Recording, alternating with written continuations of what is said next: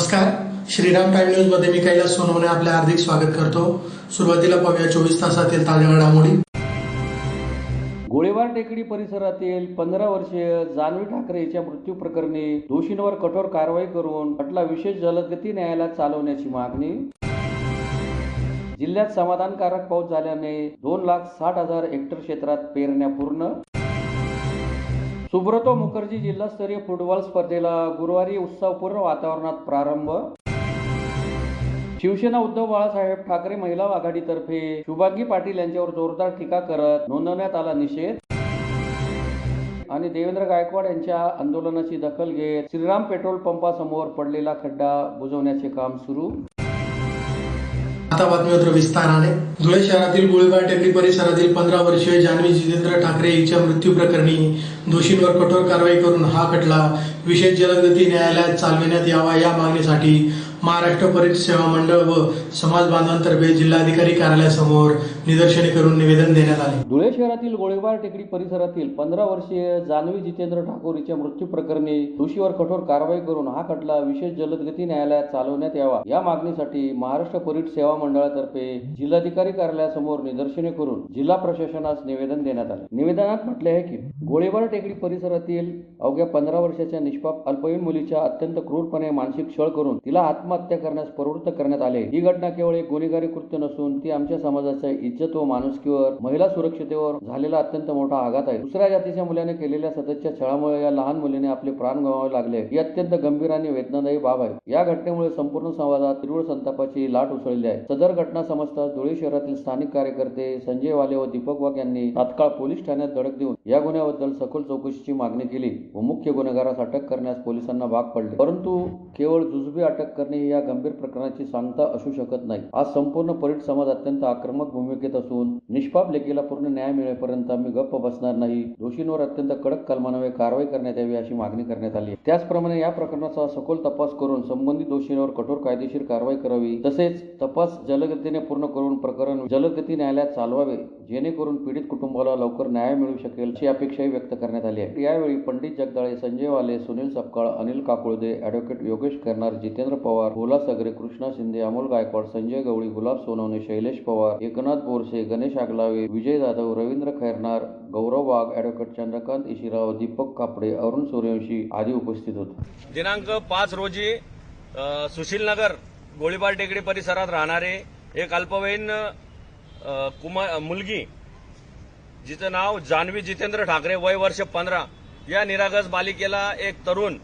बादल माळी नामक तरुण रोज सतत छेडछाड करत असे व त्या दिवशी त्याने तिच्या घरापर्यंत येऊन तिच्या घरच्यांना, सर्व कुटुंबाला मारण्याची धमकी दिली की आज संध्याकाळपर्यंत तू जर माझ्या प्रेमाला होकार नाही दिला तर मी तुझं पूर्ण कुटुंब संपवून टाकेल। या धमकीतनं त्या निरागस बालिकेने एक शॉक खाल्ला आणि त्या नैराश्यातून तिने आत्महत्या केली।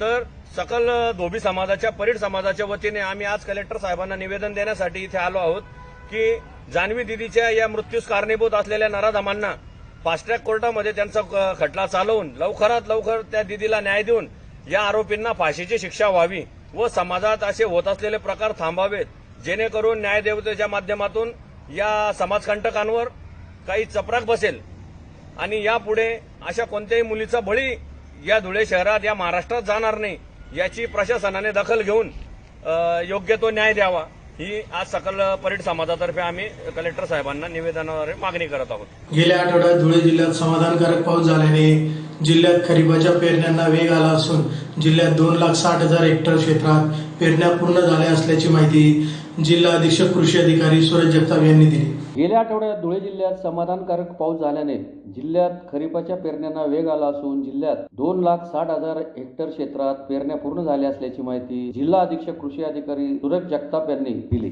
यंदा खरीप हंगामातील पेरण्यांनी जोर धरला असून आतापर्यंत जूनच्या दुसऱ्या आठवड्यात 70% पेरण्या पूर्ण झाल्या आहेत। जिल्ह्यातील एकूण 3,80,000 हेक्टर खरीप लागवडीच्या क्षेत्रांपैकी सुमारे 2,60,000 हेक्टरवर पेरणीची कामे उरकली आहेत। यंदा जिल्ह्यात 150 मिमी पावसाची नोंद झाली आहे। अल निनोच्या संभाव्य परिणामांच्या पार्श्वभूमीवर जिल्हा कृषी अधीक्षक सूरज जगताप यांनी शेतकऱ्यांना पाण्याचा काटकसरीने वापर करत ड्रीप इरिगेशन पद्धतीचा अवलंब करण्याचे आवाहन केले आहे। नमस्कार, आजपर्यंत धुळे जिल्ह्यामध्ये साधारणतः 70% म्हणजेच 2,60,000 हेक्टर क्षेत्रावरती पेरण्या झालेल्या आहेत. जिल्ह्याचं खरीपाखालचं क्षेत्र हे 3,80,000 हेक्टर आहे. तसेच जिल्ह्यामध्ये साधारणतः सरासरीच्या 90% पाऊस झालेला आहे. आतापर्यंत जिल्ह्यामध्ये 150 mm पावसाची नोंद होऊन गेलेली आहे. त्यामुळे सदरचा पाऊस हा सर्व भागामध्ये पडलेला असून सदर पावसामुळे पेरणी करण्यास काही हरकत नाहीये. तरी अल निनोच्या पार्श्वभूमीवरती या वर्षी सर्व जिल्ह्यातील सर्व शेतकऱ्यांना आवाहन करण्यात येते की आपल्याकडे ड्रीप इरिगेशनची सुविधा असल्यास ड्रीपवरच पेरणी करावी अथवा पेरणी पश्चात ड्रीप हातरून या वर्षीचे सिंचन हे ड्रीपद्वारेच करावे. धुळे शहरातील शिवाजी विद्या प्रसारक संस्थेच्या मैदानावर 4 दिवसीय सुब्रतो मुखर्जी जिल्हास्तरीय फुटबॉल स्पर्धेला गुरुवारी उत्साहपूर्ण वातावरणात प्रारंभ करण्यात आला. धुळे शहरातील शिवाजी विद्याप्रसारक संस्थेच्या मैदानावर प्रतिष्ठेच्या सुब्रतो मुखर्जी जिल्हास्तरीय फुटबॉल स्पर्धेला उत्साहपूर्ण वातावरणात प्रारंभ करण्यात आला. 4 दिवस चालणाऱ्या या स्पर्धेत धुळे जिल्ह्यातील विविध शाळांचे 15 वर्षे व 17 वर्षे वयोगटातील विद्यार्थी सहभागी झाले होते. स्पर्धेतून विजयी होणारे संघ विभागस्तरीय स्पर्धेसाठी पात्र ठरणार आहेत. मान्यवरांच्या हस्ते स्पर्धेचे उद्घाटन करण्यात आले. यावेळी उपस्थित मान्यवरांनी खेळाडूंना क्रीडा भावना, शिस्त आणि सांघिक खेळाचे महत्त्व सांगत स्पर्धेत उत्कृष्ट कामगिरी करण्यासाठी शुभेच्छा दिल्या. स्पर्धेच्या पहिल्या दिवशी महापालिका हद्दीतील 24 मुलांचे संघ तसेच 8 मुलींचे संघ सहभागी झाले. मैदानावर खेळाडूंमध्ये प्रचंड उत्साह दिसून आला. 4 दिवस चालणाऱ्या या स्पर्धेत उत्कृष्ट कामगिरी करणाऱ्या संघांना पुढील विभागस्तरीय स्पर्धेत धुळे जिल्ह्याचे प्रतिनिधित्व करण्याची संधी मिळणार आहे. यावेळी संस्थेचे प्राचार्य जितेंद्र तलवारे, डॉक्टर सुरेश आगळे, विश्वास पाटील, देविदास मोरे, फुटबॉल टीमचे मार्गदर्शक doctor Naresh Bagal, MK Patil, Swapnil sir, Rekha Patil, Gaurav sir, MV Patil, Shahbaz Khan, Sachin Soyte, Arbaz Shaikh, Mohsin Shaikh यांच्यासह शिक्षक, क्रीडा मार्गदर्शक, पंच, प्रशिक्षक आणि विद्यार्थी मोठ्या संख्येने उपस्थित होते. श्री शिवाजी विद्या प्रसारक संस्थेच्या प्रशस्त अशा ग्राउंडवर जे विद्यार्थी फुटबॉलच्या मॅचेससाठी आले त्या सगळ्या विद्यार्थ्यांचं मी महाविद्यालयाच्या वतीने, आमच्या कला व वाणिज्य महाविद्यालयाच्या वतीने या ठिकाणी स्वागत करतो. ह्या टीम ज्या आहेत फुटबॉलच्या एकूण 24 टीम या ठिकाणी आज उपस्थित आहेत आणि या सगळ्या टीममधून जी टीम विनर होणार आहे ती राज्यस्तरावर खेळासाठी जाणार आहे. या विभागीय स्तरावर त्या ह्या मॅचेससाठी महाविद्यालयाच्या वतीने, आमच्या श्री शिवाजी विद्या प्रसारक संस्थेच्या वतीने चेअरमन साहेब आदरणीय बाबासाहेब कुणाल पाटील यांच्या वतीने मी या सगळ्यांना शुभेच्छा देतो.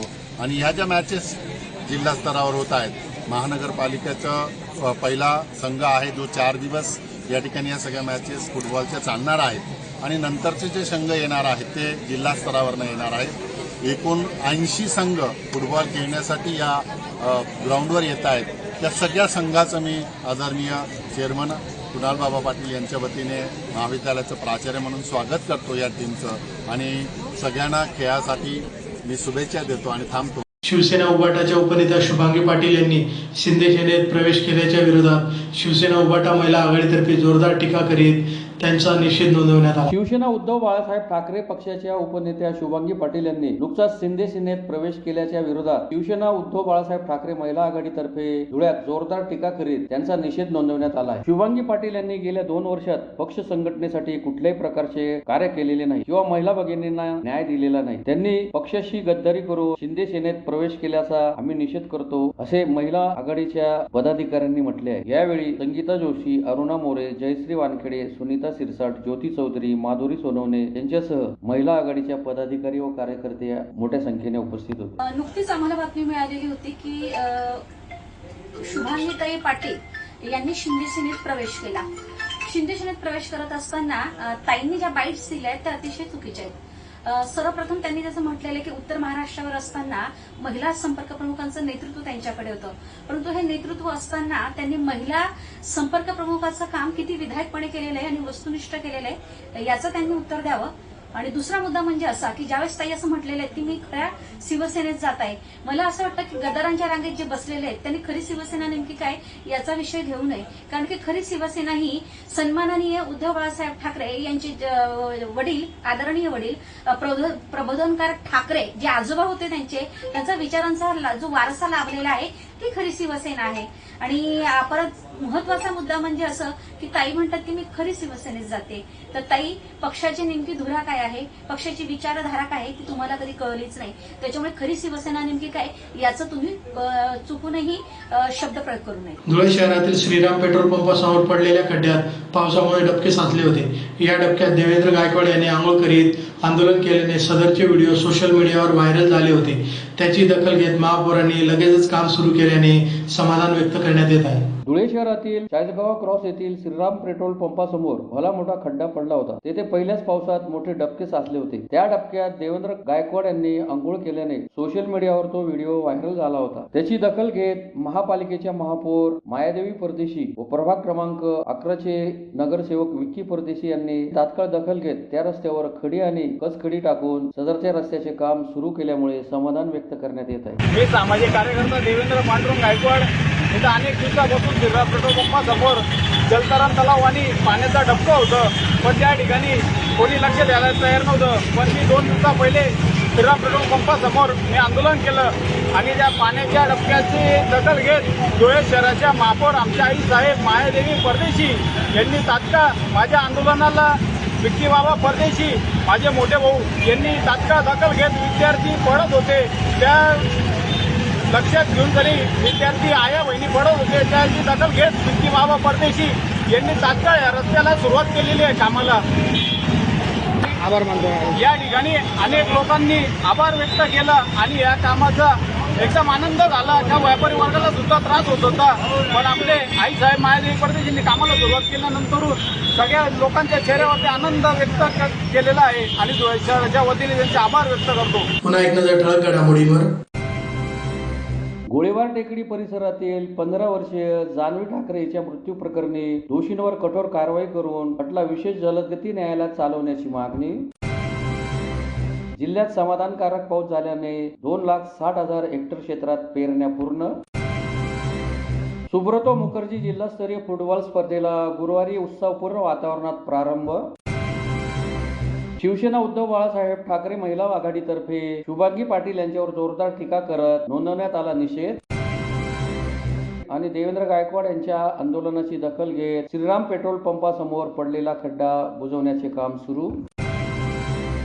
याचबरोबर श्रीराम टाइम न्यूजच्या बातम्या संपले. दिवसभरातील ताज्या घडामोडींसाठी पाहत राहा श्रीराम टाइम न्यूज. भेटूया पुढील प्रसारात. तोपर्यंत नमस्कार.